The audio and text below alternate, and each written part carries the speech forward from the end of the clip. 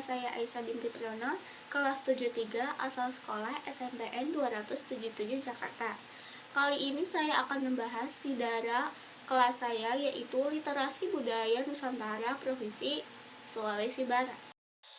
Indonesia memiliki banyak provinsi yang belum lama terbentuk. Salah satunya adalah Provinsi Sulawesi Barat. Provinsi ini tergolong baru karena terbentuk dari pemekaran Provinsi Sulawesi Selatan pada 5 Oktober 2004. Akhirnya Provinsi Sulawesi Barat diresmikan menjadi Provinsi ke-33 berdasarkan Undang-Undang Nomor 26 Tahun 2004. Kebudayaan yang terdapat di Sulawesi Barat tidak terlepas dari suku yang beragam di Provinsi Sulawesi Barat. Suku yang terdapat di Provinsi Sulawesi Barat adalah suku Mandar, Toraja, Bugis, Jawa, Makassar, dan suku lainnya. Mayoritas suku yang menduduki Provinsi Sulawesi Barat adalah suku Mandar yang jumlahnya hampir 50% dari penduduk yang ada. Membahas Sulawesi Barat tentu tidak akan lengkap jika tidak membahas mengenai rumah boyang rumah adat Sulawesi Barat. Dirilis dalam kompas.com, rumah boyang sendiri memiliki dua jenis yang berbeda, yaitu rumah boyang adak dan rumah boyang biasa. Rumah boyang adak ditempati oleh keturunan bangsawan dan rumah boyang biasa yang ditempati oleh orang biasa. Pada boyang adak diberi ornamen yang melambangkan identitas tertentu yang mendukung tingkat status sosial penghuninya berupa tumbak layar atau penutupan bubungan yang terdiri antara 3 hingga 7 susun. Semakin banyak susunan, semakin tinggi derajat kebangsawanannya. Ornamen lainnya adalah tangga pada boyang adak yang terdiri atas 2 susun. Susunan pertama terdiri atas 3 anak tangga dan susunan yang kedua terdiri atas 9 atau 11 anak tangga. Sementara itu, boyang biasa baik penutup bubungan maupun tangga tidak bersusun atau hanya terdiri atas 1 susunan saja. Namun dari segi bangunan, kedua rumah boyang memiliki struktur dan juga desain arsitektur yang sama. Rumah boyang terbuat dari bahan kayu dan termasuk ke dalam rumah panggung dengan jenis tiang yang tidak ditancapkan ke tanah. Tinggi tiangnya rata-rata 2 meter. Sama seperti rumah adat pada umumnya, rumah boyang juga memiliki pembagian ruang tersendiri. Rumah boyang terdiri atas 7 pembagian ruang. 3 diantaranya merupakan lotang utama dan tempat ruang lainnya adalah lotang tambahan. Masing-masing lotang tentunya memiliki fungsi yang berbeda. Lotang utama terdiri dari samboyang, tanya boyang, dan buai boyang.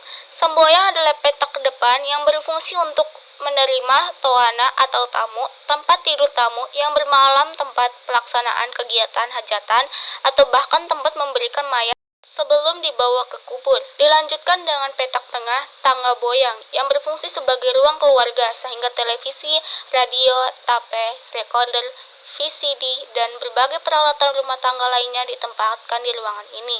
Yang terakhir adalah buai boyang, letak belakang yang berfungsi sebagai penempatan songi atau tempat tidur untuk anak gadis atau para orang tua seperti nenek dan kakek.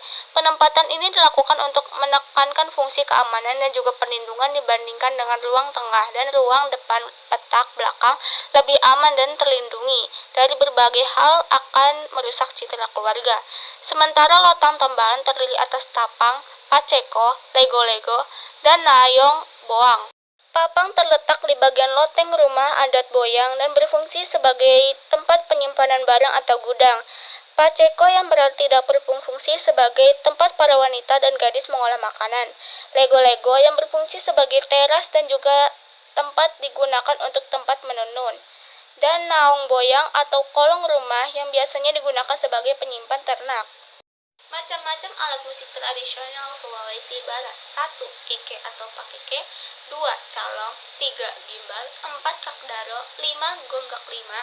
6. Kolintang. 7. Kacaping. 8. Gangrang Mandar. 9. Rawana. Kuliner khas Sulawesi Barat adalah 1.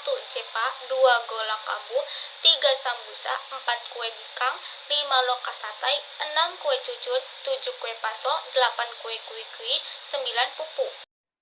Tenggang-tenggang Lopi dan Oh Mamuju merupakan lagu daerah asal Provinsi Sulawesi Barat. Selanjutnya adalah tari daerah khas Sulawesi Barat. 1. Tari Bamba Manurung, 2. Tari Mabundu, 3. Tari Sayap Petukdu, 4. Tari Mapande Banua, 5. Tari Bulu Londong, 6. Tari Patudu. Pakaian adat Sulawesi Barat dapat diartikan sebagai pakaian tradisional atau busana adat yang memiliki keunikan dan ciri khas dari Sulawesi Barat. Pakaian tradisional ini sebagai identitas suatu kelompok etnis yang mendiami daerah Sulawesi Barat. Di Sulawesi Barat sendiri dihuni oleh beberapa kelompok etnis, yakni suku Mandar, suku Toraja, dan suku Mamasa. Setiap kelompok suku tersebut memiliki adat istiadat tertentu menjadi kepercayaan mereka. Kemudian menghasilkan produk budaya berupa pakaian adat yang tidak heran jika pakaian tradisional tersebut menjadi ciri khas dari daerah Sulawesi Barat. Pakaian adat Sulawesi Barat biasa digunakan pada kegiatan atau acara penting sesuai adat istiadat yang berlaku di daerah tersebut. Salah satunya pakaian adat digunakan pada upacara pernikahan. Salah satu pakaian asal Sulawesi Barat yang akan kita bahas yaitu pakaian adat Sulawesi Barat, suku Mandar. Pakaian adat Sulawesi Barat yang pertama datang dari suku Mandar.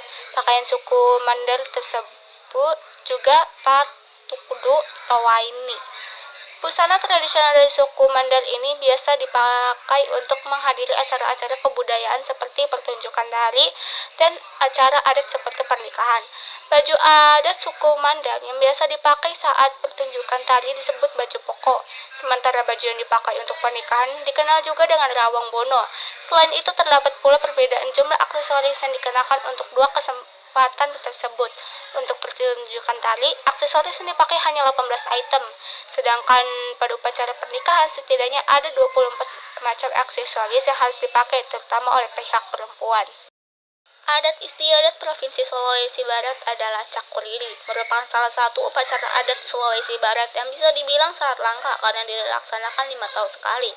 Cakuriri adalah bentuk penghormatan yang dilaksanakan masih terus dijaga dan dilestarikan oleh para Papuangang, yang merupakan kelompok yang bertugas untuk melantik raja di Kerajaan Sedana. Tradisi selanjutnya adalah Matamu Buah, merupakan acara adat yang dilaksanakan 2-3 kali dalam setahun oleh masyarakat desa Bate Tangga di Kabupaten Polewali Mandar. Tradisi ini dilaksanakan untuk menyambut musim buah-buahan sekaligus menumbuhkan rasa syukur yang diberikan Tuhan lewat hasil alamnya. Tradisi ini memiliki berbagai rangkaian acara yang menonjolkan tradisi suku Patai, yaitu suku asli desa Bate Tangga. Merupakan tradisi Patai yang dapat disaksikan adalah saat mengiringi rombongan tamu undangan ke lokasi acara adat dengan rebana khas Patai. Selain itu, tamu undangan pun juga disuguhkan manyam mamis yang merupakan tuak manis atau air dari pohon aren. Tidak lupa juga disajikan sebuah hidangan beras ketan bernama lemang atau lemang.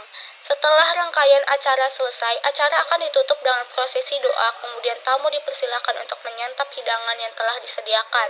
Di samping makanan yang menjadi hidangan di tradisi Matamu Buah Sulawesi Barat, memiliki kuliner khas lain yang tidak kalah menarik.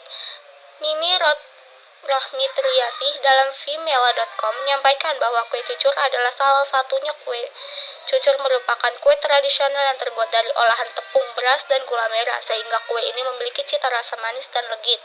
Kue cucur cenderung disajikan setiap perayaan adat seperti pernikahan, pemotongan rambut bayi, lamaran, dan acara-acara lainnya. Bahkan kue cucur tidak hanya dapat ditemui di Indonesia saja. Negara lain seperti Malaysia, Singapura, dan Thailand juga sering dikali menyajikan kue cucur sebagai hidangan di sebuah acara. Di Thailand, kue cucur selalu dihidangkan pada acara pernikahan karena dipercaya sebagai kue perlambangan cinta. Masyarakat Thailand meyakini bahwa bentuk yang mirip dengan bunga lotus melambangkan cinta dari pasangan yang diharapkan selalu tumbuh mengesankan dalam kehidupan pernikahan. Sekian dari saya, Aisyah binti Priyono. Semoga bisa menambah wawasan kalian. Wassalamualaikum warahmatullahi wabarakatuh.